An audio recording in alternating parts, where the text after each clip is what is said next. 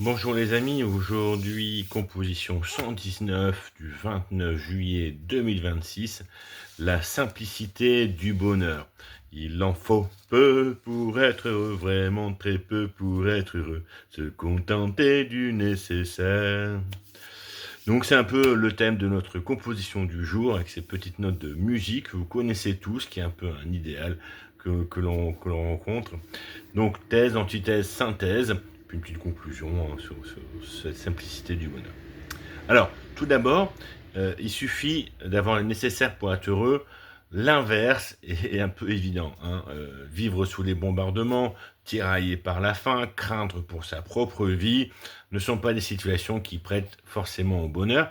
Et à ce niveau-là, des grands puissants comme Poutine ou Xi Jinping ne sont pas forcément heureux parce qu'ils ont toujours cette inquiétude de l'attentat.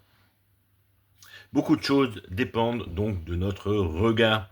Telle situation est un bonheur pour l'un et un poids pour l'autre. Avoir le nécessaire peut suffire dans ce cas à être heureux. C'est le grand modèle des moines du désert qui se retirent juste avec le minimum et dans des grottes, juste à boire et à manger vraiment le minimum et qui vivent pourtant un bonheur qui est souvent irradiant, hein. Je fais un peu référence aussi à Saint Charbel, qui avait ce côté de spontanéité, d'abondance et de partage pour quelqu'un qui avait vraiment une très grande simplicité physique.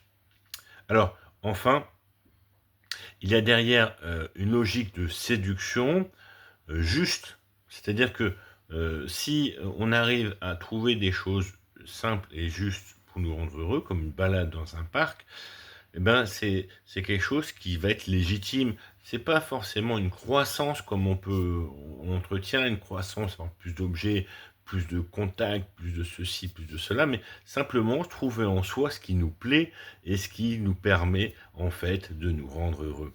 Finalement, c'est une forme de simplicité du cœur, une simplicité d'ouverture à ce qui nous arrive.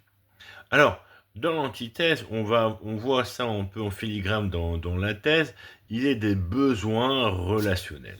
On a besoin d'appartenance, de se sentir appartenir à un groupe, on a besoin de reconnaissance, que des gens nous reconnaissent nos qualités, et ces besoins-là passent forcément par l'autre.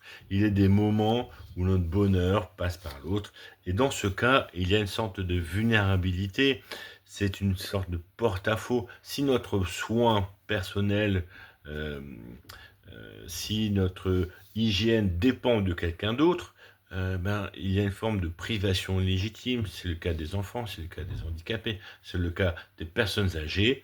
Il y a une forme de dépendance et cette dépendance n'amène pas au bonheur. Si on dépend d'autrui, il devient alors difficile de ne pas se sentir inférieur. Cette dépendance ramène rarement au bonheur. La sobriété ici est contrainte. Ça nous amène donc à notre synthèse. Si l'autre est nécessaire à mon bonheur, l'inverse est vrai aussi. Je suis aussi nécessaire au bonheur d'autrui. Il existe alors une forme de négociation entre celui qui a le besoin et celui qui le satisfait. Le besoin est le ressenti de celui euh, qui reçoit l'offre et est accueilli par l'autre. C'est-à-dire que on peut avoir une frustration de ne pas recevoir ce qu'on a besoin, mais il y a aussi une forme de frustration d'avoir des choses à donner et qui ne sont pas reçues. Donc, souvent, la réponse vient du talent de chacun et la justesse entre les deux vient de cette forme de négociation. J'ai ça à donner, est-ce que tu peux le recevoir, etc. Il y a alors une notion d'offre et de demande, parfois collective, on donne à certains et on reçoit d'un autre, mais dans l'échange du groupe, tout le monde s'y retrouve. Ce qu'on appelle communément le marché, hein. Enfin, je ne voudrais pas juste arriver là-dessus, ça ferait une forme de légitimité sur le libéralisme, mais je pense que le libéralisme a apporté ça, et c'est une des raisons de son succès. Il y a, pour en fait prolonger ça plus loin, dans la spiritualité, on arrive à une forme de connaissance de soi, qu'est-ce que j'ai besoin des autres et qu'est-ce que j'offre aux autres. C'est là qu'il y a une forme de compréhension de ce que j'apporte et de ce que je reçois. Finalement, c'est notre conclusion, c'est une logique de sobriété où on apporte et on reçoit au sein d'un groupe. Seule la démarche volontaire et intérieure peut mener au bonheur, car la sobriété contrainte mène au ressentiment. Et celle qui est juste extérieure est souvent exposée au dénigrement d'autrui, parce que voilà, je fais que sortir d'un parc. Ah bah oui, t'as fait quoi en vacances? Ben je vais sortir à un parc. Et là, le dénigrement arrive et on se sent méprisé, rabaissé. C'est seul un regard de simplicité choisi peut permettre ce bonheur. Oui, cette promenade au parc est pour moi une sortie, et cette sortie-là a une valeur pour moi. Je suis content de me promener, par exemple, avec mes enfants, de faire un tour dans mon village, et de revenir, passer au cimetière, dire bonjour à mes parents.